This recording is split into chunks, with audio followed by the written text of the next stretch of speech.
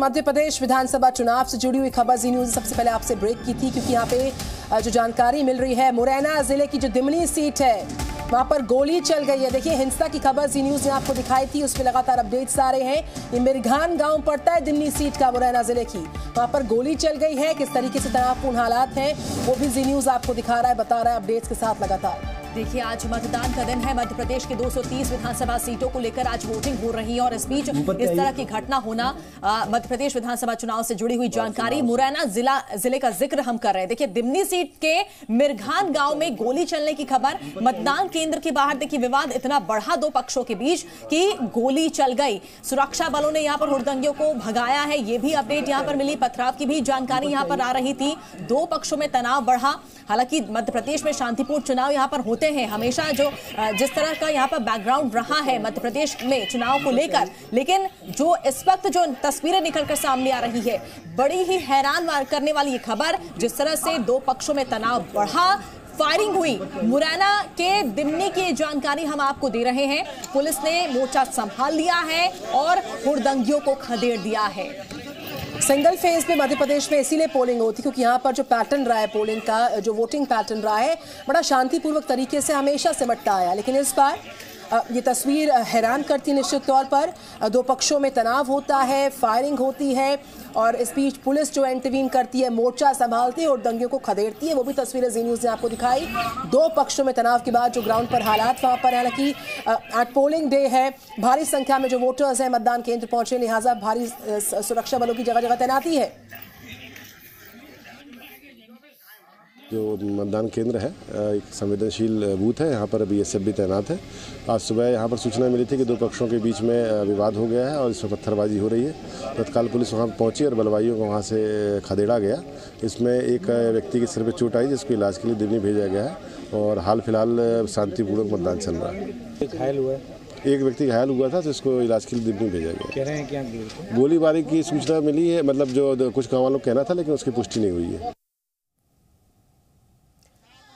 तस्वीरें हम आपको लगातार दिखा रहे हैं किस तरीके से यहाँ पर ये दिमनी सीट का मिरघान गांव इलाका पड़ता है। गोली चली है, जिस तरीके से वहाँ पर जानकारियाँ सामने आ रही कि एक शख्स जख्मी हो गए, जिसको कि दिमनी के अस्पताल ले जाया गया है। मौजूदा हालात कैसे हैं वो भी हम आपको बता रहे हैं। फिलहाल पहले से बेहतर हालात है, लेकिन इस तरह की घटनाएं यहाँ पर कभी देखी नहीं गई है। जब भी मध्य प्रदेश में इलेक्शंस हुए हैं, इस तरह के तनावपूर्ण हालात देखी नहीं गई, हिंसक गतिविधियाँ देखी नहीं गई।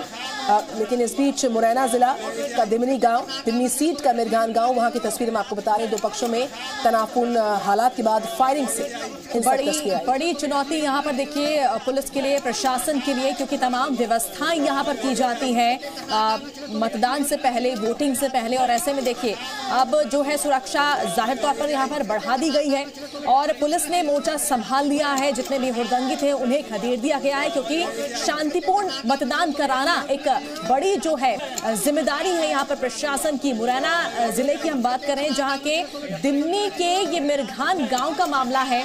यहाँ पर दो पक्षों में विवाद इतना बढ़ा, तनाव इतना बढ़ा कि पत्थरबाजी हुई और यहाँ तक कि गोली भी चल गई।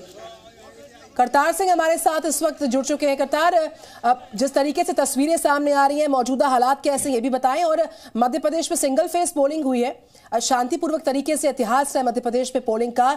ये मुझे लगता है कि पहला अपने आप में ऐसा मामला होगा जब तनावपूर्ण हालात हुए वोटिंग डे के दिन। देखिए निधि, चंबल डिवीजन की बात करूं, चंबल डिवीजन में अक्सर जो चुनाव होते हैं, चुनाव में उपद्रव या कहीं ना कहीं इस तरह की तस्वीरें देखने को मिलती है। मुरैना के जो दिमनी विधानसभा सीट है, हॉट सीट है। नरेंद्र सिंह तोमर केंद्रीय कृषि मंत्री यहां से चुनाव लड़ रहे हैं। यहां सुबह जिस तरीके से मतदान शुरू होता है, मतदान शुरू होने के 1 घंटे बाद दो पक्षों में जमकर पथराव होता है। 1 घंटे तक पथराव चलता है, पुलिस को सूचनाएं दी जाती हैं, पुलिस मौके पर नहीं पहुंचती है। बहुत देर बाद पुलिस फोर्स है वहां पहुंचता है। इस बीच में फायरिंग भी हो जाती है, पथराव होने के बाद में फायरिंग होती है। ये सारी जो इलाका है, पूरे इलाके में दहशत का माहौल है। एक व्यक्ति इंजर्ड हुआ है, जिसे जिला चिकित्सालय में दाखिल कराया गया, वहां उसका इलाज है वो किया जा रहा है। अभी धीरे धीरे हालात वहां सामान्य होते जा रहे हैं। पुलिस बल वहां तैनात कर दिया गया, अधिक संख्या में पुलिस फोर्स है वहां डिप्लॉय किया गया। जिस तरीके से इनपुट मिला के वहां पर पथराव हुआ है, काफी गहमा गहमी का माहौल है, उपद्रवी वहां मजमा बनाए हुए हैं। जिसके बाद पुलिस बल वहां पहुंचता है। उसके बाद करतार सिंह, हुड़दंगियों को आइडेंटिफाई किया जा सका, घर से निकल रहे हैं, लेकिन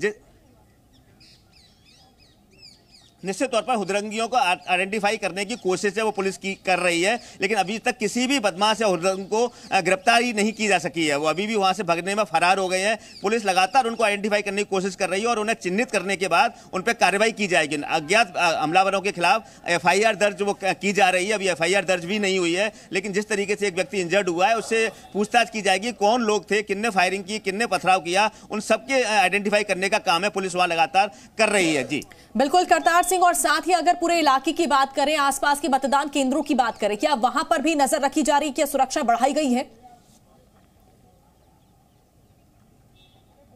देखिए बिल्कुल जिस तरीके से दिमनी विधानसभा और सुमावली विधानसभा दोनों विधानसभाओं के जो क्रिटिकल केंद्र हैं वहां सुरक्षा व्यवस्था पहले से लगाई गई थी। दिमनी विधानसभा में ऐसी संभावनाएं जताई जा रही थी कि यहां कहीं ना कहीं उपद्रव होंगे, जिसके चलते कुछ जो क्रिटिकल केंद्र थे वहां अतिरिक्त पुलिस बल था वो डिप्लॉय किया गया था। लेकिन जो मृगान इलाका था यहाँ किसी प्रकार का अतिरिक्त पुलिस बल डिप्लॉय नहीं किया गया। लेकिन जिस तरीके से अब इनपुट मिले हैं पुलिस को कि जो दिमनी विधानसभा है और सुमावली विधानसभा है वहां दोपहर तक होते होते कहीं ना कहीं उपद्रव होंगे। इसके बाद अधिक पुलिस फोर्स है डिप्लॉय किया जा रहा है, भेजा जा रहा है। जो अतिरिक्त CRPF और RPF की जो टुकड़ियां थी वहां भेजी जा रही हैं। निश्चित तौर पर अब वहां जो स्थितियां वो सामान्य होंगी। जो मतदाता है घर से बाहर निकलेंगे, वोटिंग करेंगे। जिस तरीके से पुलिस वहां अपील कर रही है कि स्थितियां सामान्य है, आप घर से बाहर निकलें, वोटिंग करने पहुंचे, मतदान केंद्र पर ऐसी कोई दिक्कत है नहीं। लेकिन अगर पुलिस की बात ये बताइए करतार सिंह, क्योंकि इस हिंसा के बाद कुछ देर के लिए जो मतदान की पूरी प्रक्रिया है, वोट कास्ट करने लोग पहुंच रहे थे मतदान केंद्र तक, क्या वो रुकी है या फिर वो सुचारू तौर पर चल पा रही है? करतार सिंह,